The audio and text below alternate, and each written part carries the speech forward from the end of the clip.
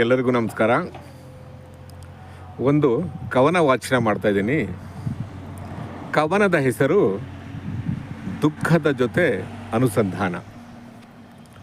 93 ವಾಕ್ಯಗಳ ದೀರ್ಘಾವಧಿ ಪದ್ಯ. ದುಃಖದ ಜೊತೆ ಅನುಸಂಧಾನ. ಅಂದು ಒಂದು ಸಾಹಿತ್ಯ ಸಮಾರಂಭದಲ್ಲಿ ಕೇಳುಗನಾಗಿ ಭಾಗವಹಿಸಿದ್ದೆ. ಅನೇಕ ಸಾಹಿತಿಗಳು ಅಲ್ಲಿ ಜಮೆಯಾಗಿದ್ದರು. ಒಬ್ಬೊಬ್ಬರು ಒಂದೊಂದರ ವಿಷಯದಲ್ಲಿ ಮಾತನಾಡುತ್ತಿದ್ದರು. ನಾನು ಗಂಭೀರವಾಗಿ ಅವರ ಮಾತುಗಳನ್ನು ಕೇಳಿಸಿಕೊಳ್ಳುತ್ತಿದ್ದೆ. ಇದ್ದಕ್ಕಿದ್ದಂತೆ ರಭಸವಾಗಿ ಒಬ್ಬ ವ್ಯಕ್ತಿ ಪಕ್ಕದಲ್ಲಿ ಕುಳಿತ. ಇದ್ದಕ್ಕಿದ್ದಂತೆ ರಭಸವಾಗಿ ಒಬ್ಬ ವ್ಯಕ್ತಿ ಪಕ್ಕದಲ್ಲಿ ಕುಳಿತ. ನಾನು ತದೇಕ ಚಿತ್ತದಿಂದ ಆ ವ್ಯಕ್ತಿಯ ಚಹರೆ ಗಮನಿಸಿದೆ. ತೀಕ್ಷ್ಣವಾಗಿ ಉರಿಯುವ ದೀಪದಂತೆ ಕಂಡ. ಆ ವ್ಯಕ್ತಿ ನನಗೆ ಪರಿಚಯವಿರಲಿಲ್ಲ. ನಾನೇ ಖುದ್ದಾಗಿ ಮಾತನಾಡಿಸಲು ಪ್ರಾರಂಭಿಸಿದೆ. ಆಗ ಅವನು, ಅಯ್ಯ, ಸದಾ ಚಡಪಡಿಸುವ ಕಲಾಯಿಗಾರ, ಸದಾ ವರ್ತಮಾನದಲ್ಲಿ ಬೇಯುವ ಕಲೆಗಾರನೇ, ಸದಾ ಚಿಂತನೆಯಲ್ಲಿ ಮುಳುಗಿರುವ ವ್ಯಕ್ತಿಯೇ, ಕೇಳು, ನನ್ನ ಹೆಸರು ದುಃಖ. ನಿನ್ನ ಜೊತೆ ಮಾತನಾಡಲು ಬಂದಿರುವೆ, ಕೇಳು ಎಂದಾಗ, ಇಲ್ಲಿ ಬೇಡ, ಹೊರಗಡೆ ಹೋಗೋಣವೆಂದು ಹೇಳಿದೆ. ಇಲ್ಲಿ ಬೇಡ, ಹೊರಗಡೆ ಹೋಗೋಣವೆಂದು ಹೇಳಿದೆ. ಆಯಿತು ಎಂದ. ಸರಿ, ನಾವಿಬ್ಬರು ಹೊರಗಡೆ ಬಂದು ಕಲ್ಲು ಬೆಂಚಿನ ಮೇಲೆ ಕುಳಿತೆವು.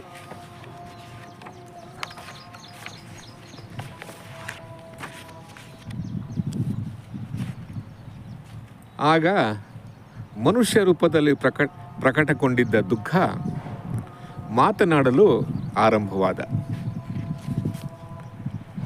ನಾನು ದುಃಖ, ಎಲ್ಲರ ಬಾಳಲ್ಲೂ ಬಂದು ಹೋಗುವ, ಎಲ್ಲರ ಬಾಳಿನಲ್ಲೂ ಮತ್ತೆ ಮತ್ತೆ ಬರುವ, ನಾನು ಯಾರಿಗೂ ಬಿಟ್ಟಿಲ್ಲ. ನಾನು ದುಃಖ, ಎಲ್ಲರ ಬಾಳಲ್ಲಿ ಬಂದು ಹೋಗುವ, ಎಲ್ಲರ ಬಾಳಿನಲ್ಲಿ ಮತ್ತೆ ಮತ್ತೆ ಬರುವ, ನಾನು ಯಾರಿಗೂ ಬಿಟ್ಟಿಲ್ಲ. ದುಃಖ ಇಲ್ಲದಿರುವ ಮನೆ ಯಾವುದಿದೆ? ದುಃಖ ಇಲ್ಲದಿರುವ ಮನೆ ಯಾವುದಿದೆ? ಎಲ್ಲರ ಮನೆಯಲ್ಲೂ ದುಃಖವಿದೆ, ಎಲ್ಲರ ಮನೆಯಲ್ಲೂ ದುಃಖವಿದೆ. ದೇಶ ಖಂಡಾಂತರ ದಾಟುವ ನಾನು ಸಾರ್ವಕಾಲಿಕ. ದೇಶ ಖಂಡಾಂತರ ದಾಟುವ ನಾನು ಸಾರ್ವಕಾಲಿಕ. ಈ 4 ದಿನದ ಡಬ್ಬಿ ನಾಟಕದವಳು ನನ್ನ ಪಾತ್ರ ಅವಿಸ್ಮರಣೀಯದ ದಾಖಲೆ. ನಾನು ಪ್ರತಿಯೊಬ್ಬರಿಗೂ ಕಾಡಿಸಿರುವೆ. ನೀವು ನನ್ನನ್ನು ಅರ್ಥ ಮಾಡಿಕೊಳ್ಳಲು, ವ್ಯಾಖ್ಯಾನಿಸಿಕೊಳ್ಳಲು ಹೆಣಗಾಡುತ್ತೀರಿ. ದುಃಖದ ತಾತ್ವಿಕತೆ, ತಾತ್ಪರ್ಯ, ಮೇಲ್ಮೈ ಲಕ್ಷಣಗಳನ್ನು ಅರ್ಥ ಮಾಡಿಕೊಳ್ಳಲು ಅನೇಕ ಸಿದ್ಧಾಂತಗಳನ್ನು ರೂಪಿಸಿಕೊಂಡಿದ್ದೀರಿ. ನನ್ನ ಅರ್ಥ ವ್ಯಾಖ್ಯೆಯನ್ನು ವಿಶ್ಲೇಷಣೆ ಮಾಡಿದ್ದೀರಿ. ದುಃಖದ ಮೂಲ ಯಾವುದು ಅನ್ನೋದು ಗೊತ್ತಾಗಿಲ್ಲ. ದುಃಖದ ಮೂಲ ಯಾವುದು ಅನ್ನೋದು ಗೊತ್ತಾಗಿಲ್ಲ. ದುಃಖ ಅಂದ್ರೇನು? ಯಾತಕ್ಕಾಗಿ ಬರುತ್ತೆ? ದುಃಖದ ರೂಪರೇಖೆ ಯಾವುದು? ಈ ಜಗತ್ತಿನಲ್ಲಿ ದುಃಖ ಯಾತಕ್ಕಾಗಿ ಬಂದಿದೆ? ಈ ಜಗತ್ತಿನಲ್ಲಿ ದುಃಖ ಯಾತಕ್ಕಾಗಿ ಬಂದಿದೆ? ಎಷ್ಟೆಲ್ಲ ಪ್ರಶ್ನೆಗಳು ಕಾಲದಿಂದ ಕಾಲಕ್ಕೆ ಕೇಳಿದ್ದೀರಾ? ನಾನು ಎಲ್ಲೆಲ್ಲೂ ಇರುವ ಜೀವದಾಯಿನಿ. ಯಾವುದರ ಬಗ್ಗೆ, ಯಾಕಾಗಿ ದುಃಖ? ಸಾಂಸಾರಿಕ ದುಃಖವೋ? ಮೂರ್ತ ಅಮೂರ್ತದ ಗೆರೆಯೋ? ಭೌತಿಕ ಆದಿಭೌತಿಕವೋ? ಅಧಿಕಾರದ ಪ್ರೀತಿಯ ದುಃಖವೋ? ಸಮಾನತೆ ಅಸಮಾನತೆಯ ರಿಂಗಣದಲ್ಲಿ ಶ್ರೇಷ್ಠತೆಯ ಬಿಕ್ಕಟ್ಟಿನಲ್ಲೋ? ಅಧಿಕಾರದ ಗಡಿ ವಿಸ್ತರಿಸುವ ಮೂಲವೋ? ಜಾತಿ ಜನಾಂಗದ ವೈಭವೀಕರಣದ ಮೂಲವೋ? ವರ್ಗೀಕರಣದ ದಸ್ತಾವೇಜಿನ ಖಾನೆ ಸುಮಾರಿಯೋ?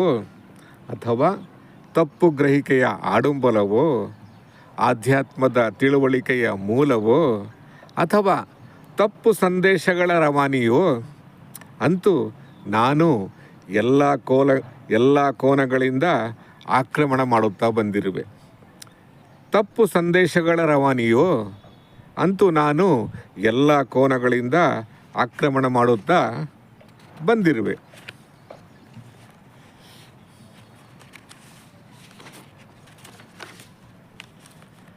ನನ್ನನ್ನು ಅರ್ಥೈಸಲು ಅದೆಷ್ಟೊಂದು ಮಹನೀಯರು ಶ್ರಮಪಟ್ಟರು. Buddha, Mahavira, Jesus, Basava, Ambedkar, Gandhi, Aristotle, Socrates, Rumi, ಅದೆಷ್ಟೊಂದು ಜನರು ಹರಸಾಹಸಪಟ್ಟರು. ಸಾಮಾನ್ಯ ಜನರ ಪಾಡು ಅದೆಷ್ಟೊಂದು ಕಠೋರಮಯ. ಎಷ್ಟೆಲ್ಲ ಆದರೂ, ನಾಗರಿಕತೆ ಬೆಳೆದರೂ ಮನುಷ್ಯನ ಬದುಕಿನಲ್ಲಿ ಹೀಗೇಕೆ? ಅನೇಕ ಹಿರಿಯರು ದೃಷ್ಟಾಂತಗಳ ಮೂಲಕ ಉದಾಹರಿಸಿದರು. ಬುದ್ಧ ದುಃಖದ ಮೂಲಕ ಶೋಧಿಸಲು ಮುಂದಾದ, ಸಾಮಾಜಿಕ ಸಂಗತಿಗಳ ಮೂಲಕ ಹೇಳಲು ಪ್ರಯತ್ನಿಸಿದ. ಸರಹಪಾದ, ನಾಗಾರ್ಜುನ, ಕಬೀರ್, ವೇಮನ, ತಿರುವಳ್ಳುವರ್, ಅಲ್ಲಮ, ಅದೆಷ್ಟೊಂದು ಮಹನೀಯರು ಚಿಂತಿಸಿ ಮಂತಿಸಿದ್ದಾರೆ. ದುಃಖ ಯಾತಕ್ಕಾಗಿ ಬರುತ್ತೆ? ದುಃಖ ಯಾತಕ್ಕಾಗಿ ಬರುತ್ತೆ? ಯಾವ ಮೂಲದಿಂದ ಉದ್ಭವಿಸುತ್ತೆ? ದುಃಖ ಜಗತ್ತಿನಲ್ಲಿ ಜಾಸ್ತಿ ಇದೆ, ಯಾತಕ್ಕಾಗಿ? ದುಃಖದ ಉತ್ಪತ್ತಿ ಸಾಮಾಜಿಕ ಸಂಕಥನ. ದುಃಖದ ಉತ್ಪತ್ತಿ ಸಾಮಾಜಿಕ ಸಂಕಥನ, ವರ್ಗೀಕರಣ, ಕಠೋರದ ನಿಯಮದ ಬಳುವಳಿ. ದುಃಖದ ಮೂಲ ನಾವೇ ಕಾರಣಕರ್ತರು. ದುಃಖದ ಮೂಲ ನಾವೇ ಕಾರಣಕರ್ತರು.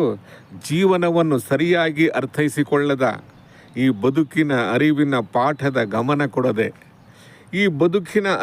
ಪಾಠದ ಗಮನ ಕೊಡದೆ, ಶ್ರೇಷ್ಠ ಕನಿಷ್ಠಗಳ ರಾಗಾಲಯದಲ್ಲಿ, ಸಾಮಾಜಿಕ ಸಂಕಥನದ ಪರಿಭಾಷೆಯಲ್ಲಿ, ನಿಸರ್ಗ ನಿಯಮದ ವಿವೇಕದಲ್ಲಿ, ರೂಢಿಗತ ಗ್ರಹಿಕೆಗಳಲ್ಲಿ ನಲುಗಿರುವ ವರ್ತಮಾನ, ಬಿಟ್ಟು ಹೋದ ಹೆಜ್ಜೆಗಳ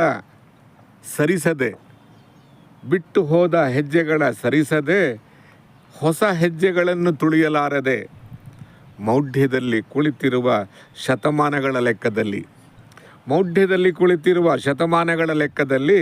ಅಂತರಂಗದ ಶೋಧನೆಗೈಯದೆ ಬಹಿರಂಗದ ಪಡಸಾಲೆಯಲ್ಲಿ ಬಿದ್ದಿರುವ ನಿಮಗೆ ನನ್ನ ಪಾಠ ತಿಳಿಯುತ್ತಿಲ್ಲವೆಂದು ದುಃಖ ಕಣ್ಮರೆಯಾಯಿತು.